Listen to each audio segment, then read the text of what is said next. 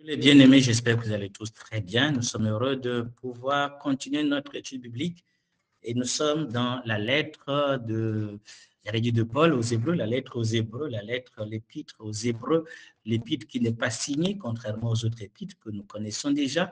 Donc, voilà, on ne nous dit pas clairement qu'il a écrit et à qui s'est adressé, mais il est clair qu'au travers de l'étude, on peut donc voir le style des lettres de l'apôtre Paul, notre bien-aimé frère Paul, et elle est donc écrite et voilà, elle est donc écrite donc aux Hébreux.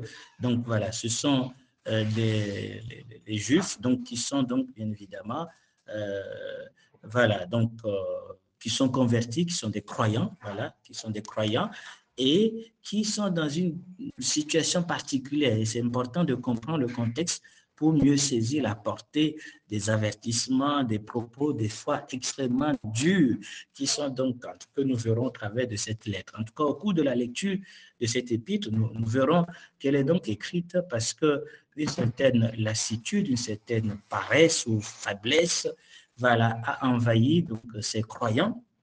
Ils avaient, comme nous le dit clairement dans le chapitre 12 de Hébreu, donc Hébreu 12, verset 12, on peut noter, il dit, Hébreu 12, 12, fortifiez donc vos mains languissantes et vos genoux affaiblis. Donc, ils avaient des mains lassées, des mains qui manquent d'énergie. Voilà, des genoux affaiblis. Quand on nous parle de mains lassées, des mains languissantes, les mains qui manquent d'énergie, la main fait allusion à l'œuvre, aux œuvres, aux actions, au travail pour Dieu. Donc, et les genoux affaiblis, donc les genoux, c'est la prière, c'est la communion avec Dieu. Donc, ils sont devenus lents dans les deux côtés. Donc, d'abord, dans les choses qui concernent leur intimité personnelle avec le Seigneur, leur communion avec le Seigneur. Et voilà, donc, ils sont faibles par rapport à ça. Et en même temps, donc, quant à l'œuvre, quant aux actions, donc aux fruits, au travail qu'il faut faire, voilà, il manque d'énergie. Et donc, et en plus, on verra que ce sont des symptômes, d'accord, ces deux éléments, manque d'énergie dans l'action et les genoux qui sont défaillants, affaiblis, ce sont des symptômes inquiétants, voilà, qui, voilà, peut faire craindre que cette tendance, donc c'est une tendance à reculer d'ailleurs, voilà, cette tendance à reculer puisse pousser jusqu'à l'apostasie, voilà, déclarée d'ailleurs pour quelques-uns d'entre eux.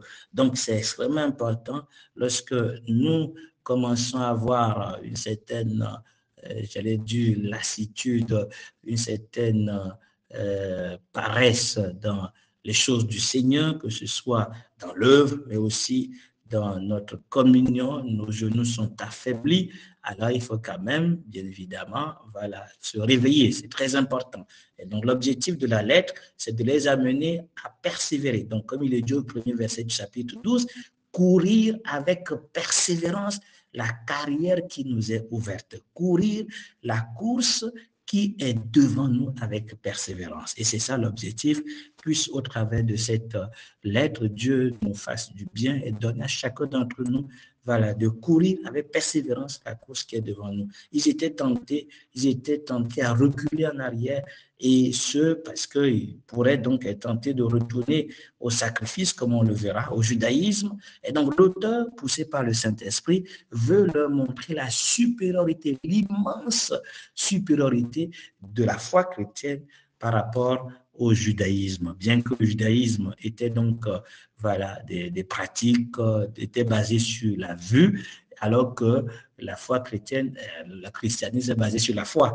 Donc, dans tous les cas, il veut les amener à comprendre que la position, là où ils se trouvent, est la meilleure. Et c'est l'objectif pour affermir leur foi, leur donner en tout cas un nouveau zèle dans le service, dans la marche avec le Seigneur, qu'ils ne doutent pas de la vérité de la foi, en tout cas de la confession de leur foi, qu'ils tiennent bon en cela. C'est pour ça qu'il y a des avertissements pour les encourager, pour les mettre en garde de ne pas retourner en arrière. Et bien sûr, aujourd'hui, cela nous concerne, comme nous l'avons dit, parce que nous pouvons être atteints de cette lassitude de plusieurs manières, mais aussi, comme on le voit aussi aujourd'hui malheureusement dans le christianisme, des gens qui tentent ils essaient de retourner au judaïsme, aux pratiques judaïques, ils essaient de, même s'ils ne font plus des sacrifices, mais des choses qui étaient dans l'Ancien Testament, les gens essaient de les rétablir dans la foi chrétienne. Voilà, parce qu'ils n'ont pas encore bien saisi la supériorité de notre position en Christ, notre position, c'est-à-dire la foi chrétienne qui est la réalité des choses. L'Ancien Testament, le judaïsme était l'image des choses à venir, mais nous sommes dans la réalité. Et plusieurs manquent encore de saisir cette réalité. Et donc, par la grâce de Dieu, au travers de cette lettre, nous verrons plusieurs éléments qui, en réalité, mettront en avant la supériorité, donc la foi chrétienne, par rapport aux pratiques voilà, anciennes de l'Ancien Testament, donc du judaïsme. Et donc ça, c'est extrêmement important que nous comprenions ça aussi et que, par la grâce de Dieu, nous ne perdions pas de vue cela dans la suite. L'objectif est d'affermir la foi de ceux qui sont vacillants et aussi de nous fortifier, nous aussi, dans voilà, donc le travail que nous faisons, je pense que c'est dans voilà, donc c'est l'objectif en tout cas. Donc voilà, j'allais citer un passage de 1 Timothée, comment dit-on, Corinthiens, donc qui aussi est très utile. Hein. Voilà, je vais quand même citer puisque ça me vient à l'esprit. Donc 1 Corinthiens, le chapitre 15, le verset 58. Ainsi, mes frères bien-aimés, soyez fermes, inébranlables, travaillant de mieux en mieux à l'œuvre du Seigneur, sachant que votre travail n'est pas vain dans le Seigneur. Et pourquoi? Parce que Christ est vivant, il est ressuscité. Voilà, donc c'est une introduction que je voulais faire quand même pour que nous puissions voilà, saisir la portée de cette étude. Et donc, comment l'auteur va-t-il procéder pour amener les gens à être convaincus de la supériorité de la foi chrétienne? Ce qui est merveilleux, c'est qu'il ne commence pas par parler de la foi chrétienne elle-même, c'est-à-dire de l'œuvre de Jésus-Christ, mais il commence d'abord par parler de l'auteur de la foi. C'est extraordinaire. Il va parler dans le chapitre 1 de la supériorité de Jésus-Christ, supériorité qui est liée à sa personne. Voilà. Et c'est extrêmement important parce que la foi chrétienne n'a de sens que parce qu'elle est basée sur Jésus. C'est Jésus qui fait l'essence de la foi chrétienne. Et donc, lorsque nous perdons de vue la supériorité de Christ et que nous commençons à parler des pratiques, des actions, des œuvres, nous passons à côté de la réalité de la foi chrétienne. Et c'est pour ça que, avant même de parler de l'œuvre de Jésus-Christ, il va d'abord parler de la supériorité de Christ.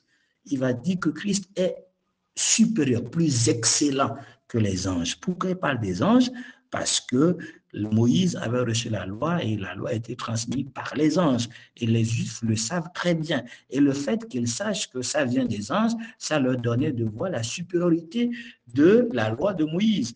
Et quand ils voient Jésus qui vient en homme de douleur, quelqu'un qui naît dans une étable, quelqu'un qui vit comme... voilà, ils ne voient pas la manifestation grandiose qui a été faite quand Moïse avait reçu la loi. Ils ne voient pas que les anges ont transmis quoi que ce soit à Jésus. Et donc, là, ils doutent que ce soit quelque chose de pertinent. En plus, encore, cet homme est mort. Voilà, il est ressuscité, certes, mais il a quand même connu la faiblesse puisqu'il est mort. Bon, bref, c'est juste pour dire, il y avait des choses qui les amenaient à se dire, bon, est-ce que c'est vrai quand même? De l'autre côté, c'est les anges qui ont révélé ça. Et donc, l'auteur a voulu déjà démolir ce problème, en tout cas ce point, donc en leur montrant que Christ est supérieur à cause de sa personne, non pas qu'il ait reçu un soutien de quelques anges. Il pouvait recevoir des soutiens de milliards, de milliards, d'anges. Cela n'ajouterait rien, ne retransferait rien par rapport à ce qu'il est. Donc, ce qu'il est en sa personne le rend suffisamment supérieur aux anges. Et c'est la logique.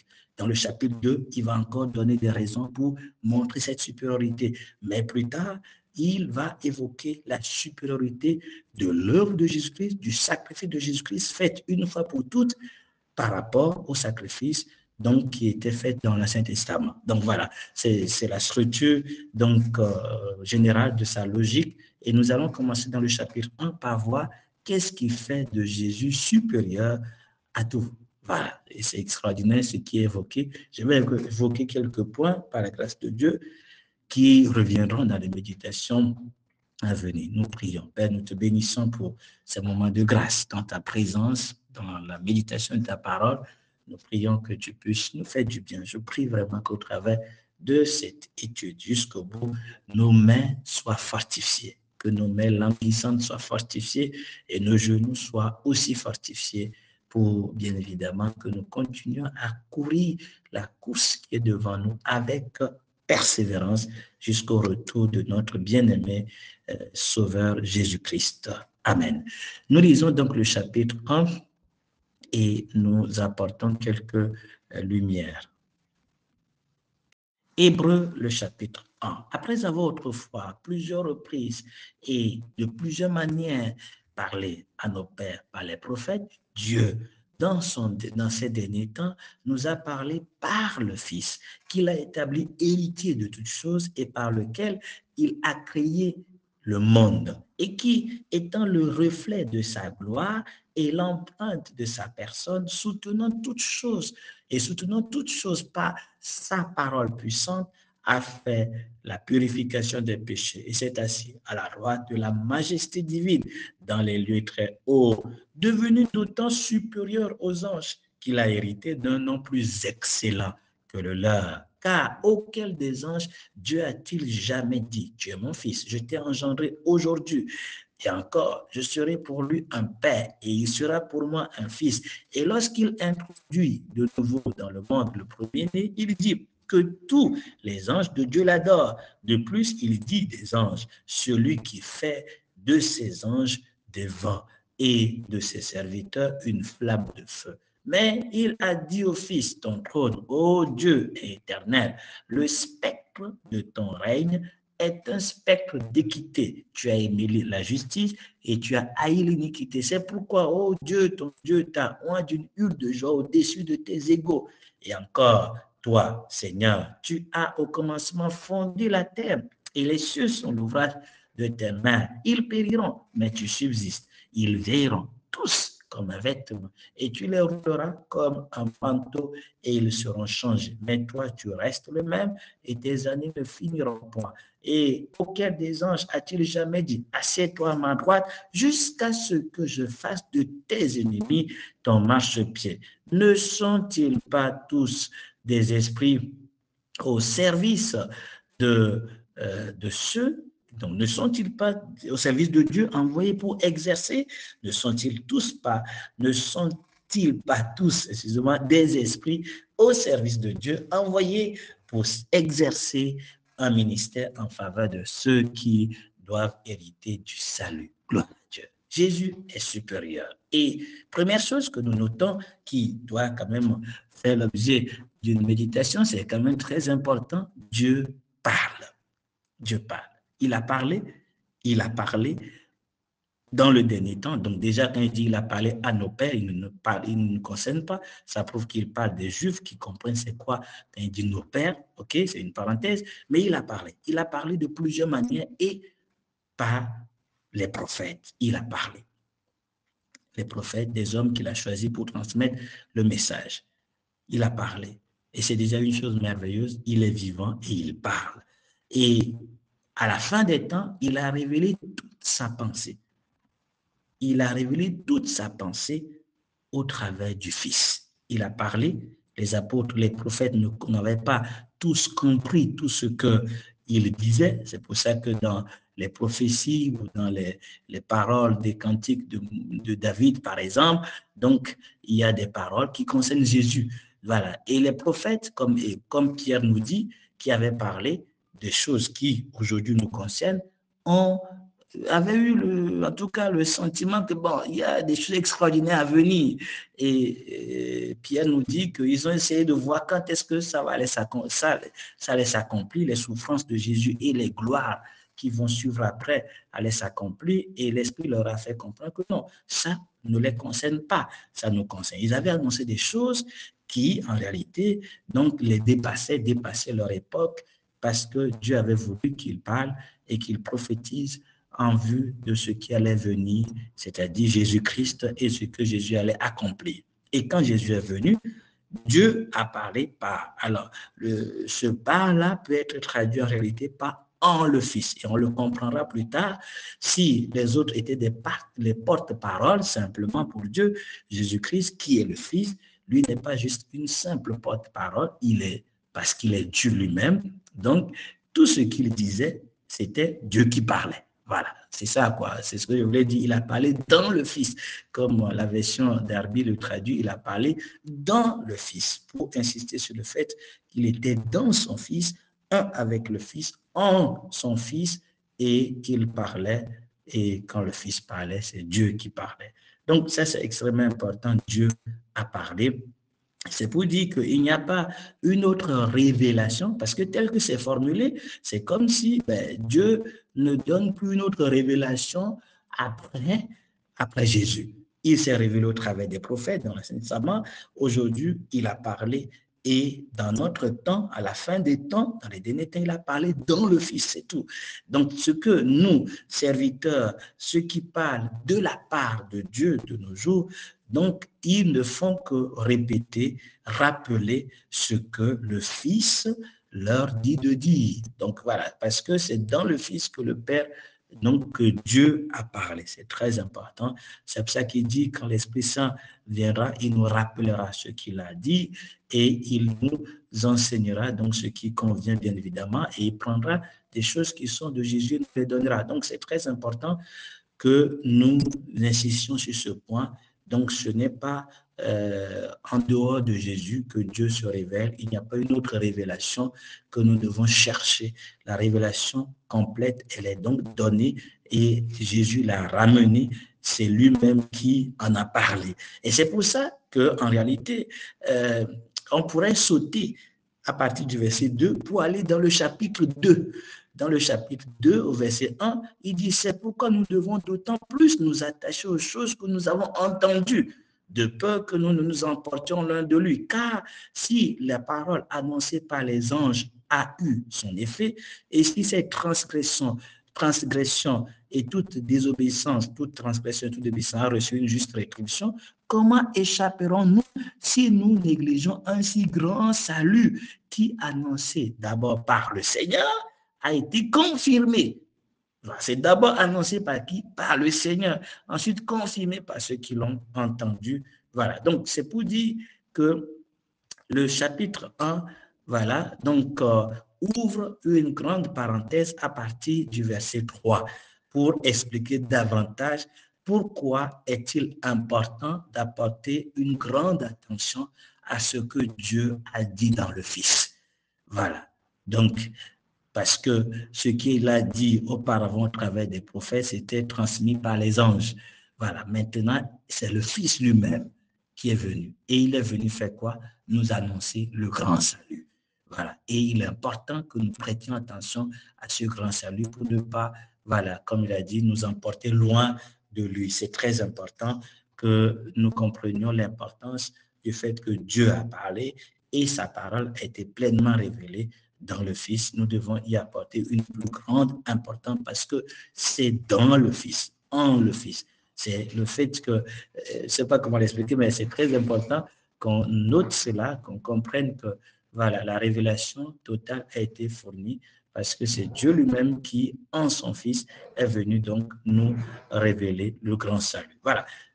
Maintenant, à partir du verset 3, il va déjà maintenant le chapitre, verset 2, il explique déjà ce qui fait sa supériorité parce que il est établi, héritier de toutes choses et aussi créateur de toutes choses. C'est déjà merveilleux donc de noter ça. En fait, il va révéler la gloire de Jésus-Christ sous trois aspects.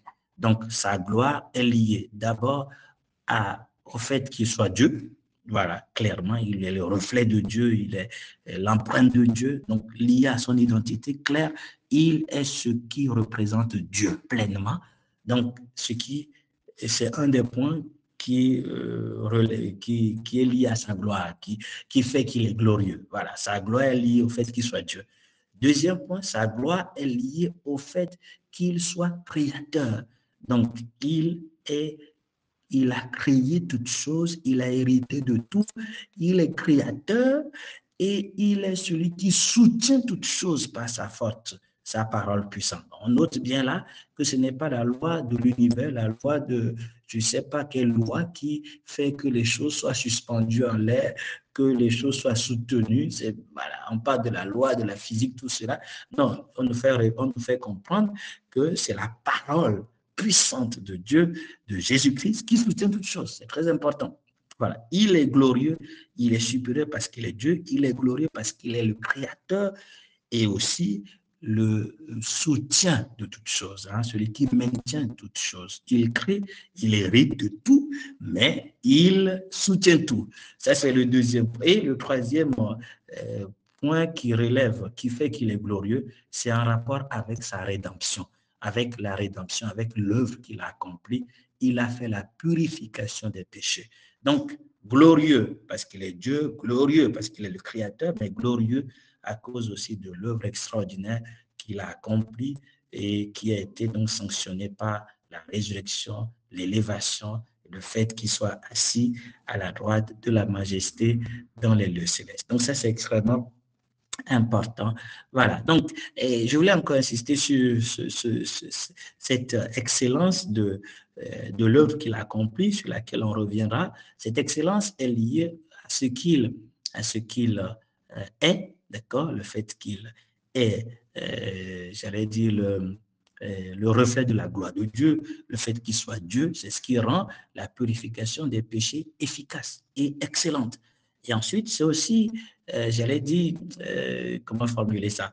Donc, c'est lié à ce qu'il est, donc par rapport à ce qu'il soit Dieu, mais c'est aussi lié à ce qu'il, au verset, on nous dit, assis là où il est. Voilà, là où il est. Donc, ce qui nous rassure de l'efficacité de son œuvre, c'est le fait de le savoir assis à la droite de Dieu. Voilà. Donc, ce qu'il est et ce qu'il a fait, donc, ce qu'il a fait est efficace, est extraordinaire parce qu'il est Dieu, mais ce qu'il a fait est aussi efficace et garanti, assuré par le fait qu'il est assis à la droite de la majesté divine dans les lieux célestes.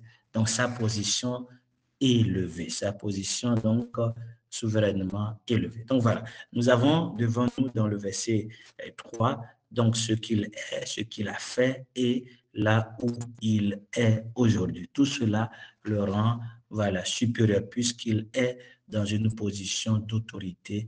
Voilà, il est assis à la droite de Dieu, là où siège le pouvoir suprême. Voilà, donc c'est extrêmement important ce point-là. Et après, donc, il va continuer en insistant sur le fait qu'il est devenu autant plus excellent par rapport comment dit-on, aux anges, et il a hérité d'un nom plus excellent. Donc, bon, je ne vais pas trop détailler, mais on pourrait y revenir dans les méditations. Donc, mais une chose qui est certaine, c'est que quand il nous fait savoir que le Seigneur a une supériorité liée, voilà, donc à l'héritage, il a hérité d'un nom plus excellent, c'est tout simplement donc quelque chose qui se réfère à, j'allais dire, à la raison de sa gloire, donc de sa gloire liée à sa diété, donc parce qu'il est donc Dieu, voilà, il a donc cette supériorité, mais il est devenu plus excellent à cause donc de l'œuvre qu'il a accomplie, et on verra encore cela dans le chapitre 2 de façon, voilà, donc plus détaillée. Maintenant, après ce passage, il va citer, et je nous invite à méditer là-dessus, il va citer, je crois, 7 versets de l'Ancien Testament qui sont extraordinaires. 7 versets de l'Ancien Testament pour nous montrer simplement, voilà, donc la supériorité incomparable de la personne de Jésus-Christ. Voilà. Et on ne va pas donc aborder, donc c'est objet de la méditation, mais en résumé, il évoque le fait qu'en tant que fils, il possède toutes choses, si vous lisez le contexte. Donc, tu es mon fils, je t'ai aujourd'hui engendré. C'est donc bien évidemment voilà, une citation qu'on trouve dans le chapitre 2 de Somme 2, le verset 7.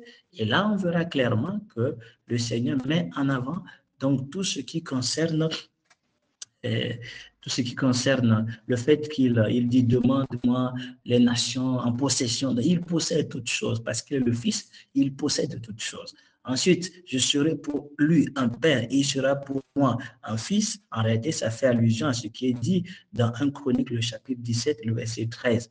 Et cela, dans le contexte, c'est lié directement à Salomon, parce que c'est quand David a voulu construire une maison pour Dieu, et voilà, et Dieu dit non, que lui va construire une maison pour David et pour le fils de David. Et donc, dans le contexte, on voit que c'est lié à Salomon. Mais le passage est cité ici comme étant lié à Jésus. Et évidemment, quand on lit le contexte, quand on lit les versets, on verra que l'Esprit avait toujours en vue Jésus-Christ. C'est extraordinaire. Et donc, voilà, c'est un passage dans le contexte qui est lié à la notion du fait qu'il va dire, je lui affermirai son trône, le fait qu'il demeure. Ça a été répété même dans une autre citation.